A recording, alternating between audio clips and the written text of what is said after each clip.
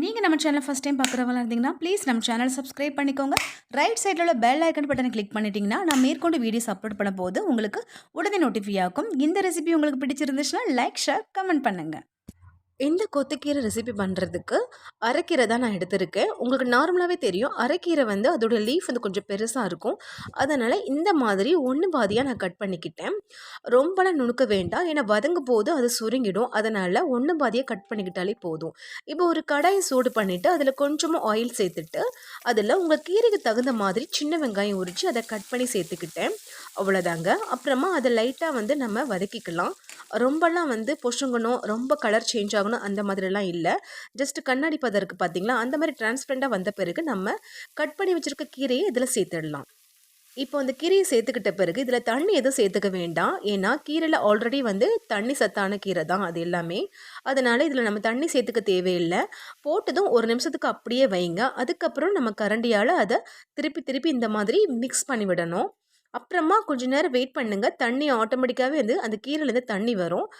அந்த தண்ணி வந்த பிறகு உங்களுக்கு இன்னும் குக் ஆகாத மாதிரி தெரிஞ்சதுன்னா கொஞ்சமாக தண்ணி தெளிச்சுக்கலாம். இப்போது இதுக்கு தேவையான உப்பு சேர்த்துக்கிட்டேன். ஒரு சைடு இந்த கீரை வதங்கிட்டு இருக்கும்போது இதுக்கு கொஞ்சமாக வந்து நம்ம மசாலா அரைச்சி சேர்த்துக்க போகிறோம். இன்னும் டேஸ்ட் நல்லா என்ஹான்ஸ் பண்ணி கொடுக்கும். இதில் கொஞ்சமாக தேங்காய் எடுத்துருக்கேன். அப்புறம் ஒரு 1/4 டீஸ்பூனுக்கு அளவுக்கு ஜீரகம், காரத்துக்கு ஒரே ஒரு காஞ்ச மிளகாய். உங்கள் காரத்துக்கு தகுந்த மாதிரி நீங்கள் இதை கொஞ்சம் கூட்டிக்கலாம்.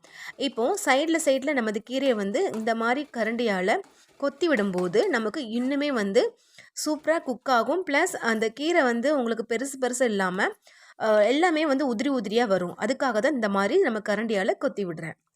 கீரை நல்லா குக்கான பிறகு நம்ம தேங்காய், சீரகம், காஞ்ச மிளகாய் இது எல்லாமே வந்து பரபரன்னு தண்ணியே சேர்க்காம மிக்ஸி ஜாரில் நம்ம அரைச்சி வச்சுருக்கோம். அந்த மிக்சரை இதில் சேர்த்து நல்லா மிக்ஸ் பண்ணி விட்டுறலாம். தேங்காய் சேர்த்த பிறகு நம்ம ரொம்ப நேரத்துக்குலாம் வதக்கக்கூடாது. ஜஸ்ட்டு ஒரு நிமிஷம் மட்டும் நம்ம அதில் வச்சு இந்த மாதிரி மிக்ஸ் பண்ணி விட்டால் போதும். அவ்வளோதான், நமக்கு சூப்பரான கொத்திக்கீரை ரெசிபி ரெடி ஆகிடுச்சு.